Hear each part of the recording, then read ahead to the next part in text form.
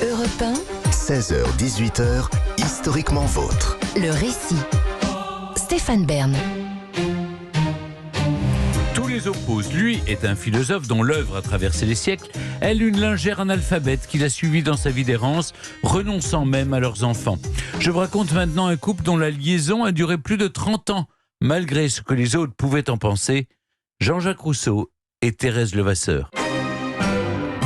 Nous sommes à la fin de l'année 1770 à Paris, au 5e étage d'une maison modeste. Une petite pièce cumule les fonctions de cuisine et d'antichambre. Une seconde, plus grande, fait à la fois office de salle de séjour, cabinet de travail et salle à manger. Il y a 2 petits lits couverts d'une cotonnade rayée de bleu et de blanc qui rappellent les tentures, et une commode de noyer, une grande armoire, une table et quelques chaises de paille pour seul mobilier. Un oiseau siffle dans une cage suspendue au plafond alors qu'un homme de 58 ans copie de la musique pendant que son épouse, elle, reprise du linge. Il s'appelle Jean-Jacques Rousseau, elle, Thérèse Levasseur. Ce couple paisible en apparence va pourtant faire beaucoup de bruit. Jean-Jacques Rousseau naît le 28 juin 1712 dans une famille d'un pauvre horloger de Genève. Il n'a qu'une dizaine d'années lorsque son père l'abandonne. D'abord confié à un pensionnat, il entre en apprentissage chez un maître graveur d'où il finit par s'enfuir. Partant pour Chambéry, Rousseau se réfugie chez Madame de Warens, une femme cultivée et fortunée qui le prend sous sa protection. Devenant sa maîtresse, elle fait son éducation intellectuelle et stimule son goût naturel pour l'étude. Elle a 13 ans de plus que lui, il l'appelle maman, cela en dit long sur leur relation. Après une mission à l'ambassade de France à Venise, Rousseau se découvre une passion pour la composition musicale. Il part tenter sa chance à Paris et s'installe à l'hôtel Saint-Quentin, rue des Cordiers, non loin du jardin du Luxembourg. La maison est tenue par une hôtesse originaire d'Orléans qui emploie une pauvre fille de son pays, appelée Thérèse Levasseur. Thérèse est née en 1721 dans une famille de 6 enfants. Son père, un officier monnayeur, perd son emploi et le commerce de sa mère fait faillite. Si bien qu'à 23 ans, Thérèse doit bouillir la marmite pour toute la famille. La première fois que Jean-Jacques Rousseau la rencontre, il est frappé par son maintien modeste, son regard à la fois vif et doux. Alors que des clients taquinent méchamment la jeune fille, Jean-Jacques Rousseau s'indigne. Entre les deux, une relation se noue. Jean-Jacques Rousseau lui parle franchement dès le départ. Certes, il ne l'abandonnera pas, mais il ne l'épousera pas non plus. Rousseau et Thérèse officialiseront toutefois leur relation vers la fin de leur vie. C'est Rousseau qui a imaginé la cérémonie en présence de 2 amis.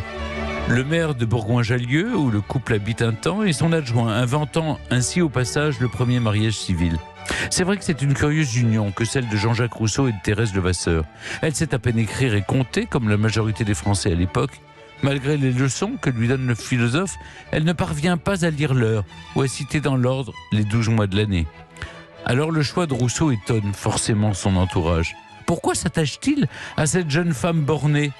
Peut-être parce que pour la première fois, il est protecteur et non plus protégé. Rousseau prend en charge Thérèse Levasseur, ainsi que ses parents. En revanche, lorsqu'il apprend qu'elle est enceinte, le philosophe se dérobe.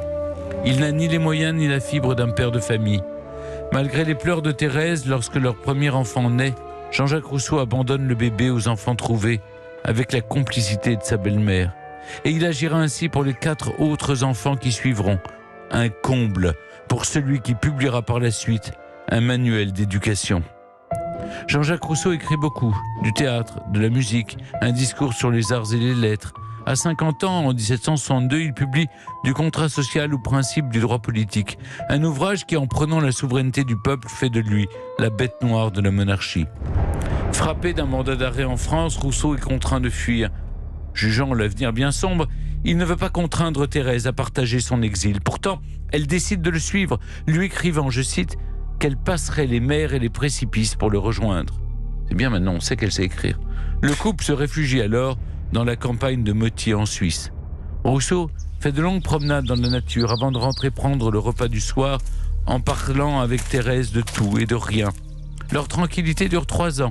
3 ans jusqu'à ce que le curé du village leur refuse l'entrée de son église après avoir découvert que le couple est non seulement mixte, oui, Rousseau est protestant, mais aussi en concubinage, et la nouvelle se répand. Une nuit, des villageois vont jusqu'à briser les vitres de leur chambre. Une pierre de la taille de 2 points atterrit sur leur lit.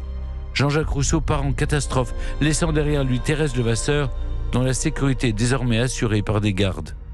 Quand Rousseau décide de s'établir en Angleterre, Thérèse Levasseur passe la mer et le rejoint.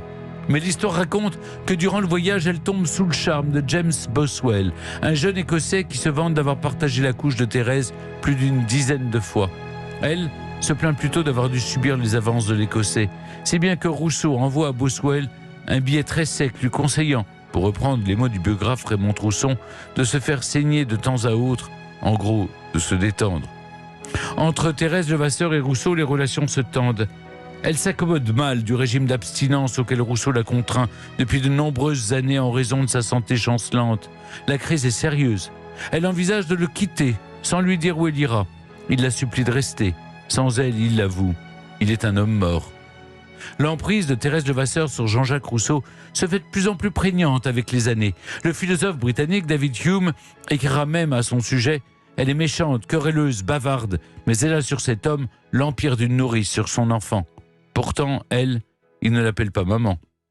Le prince de Ligne, qui correspond avec Rousseau et a eu l'occasion de les rencontrer, évoque quant à lui une vilaine femme, interrompant à tout bout de champ la conversation, tandis que Rousseau n'est que douceur et patience.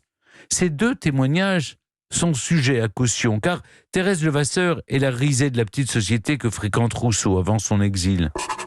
Lorsque le philosophe écrit ses célèbres Confessions, ce nouveau texte commencé en Angleterre, jugé impudique, est mal accueilli.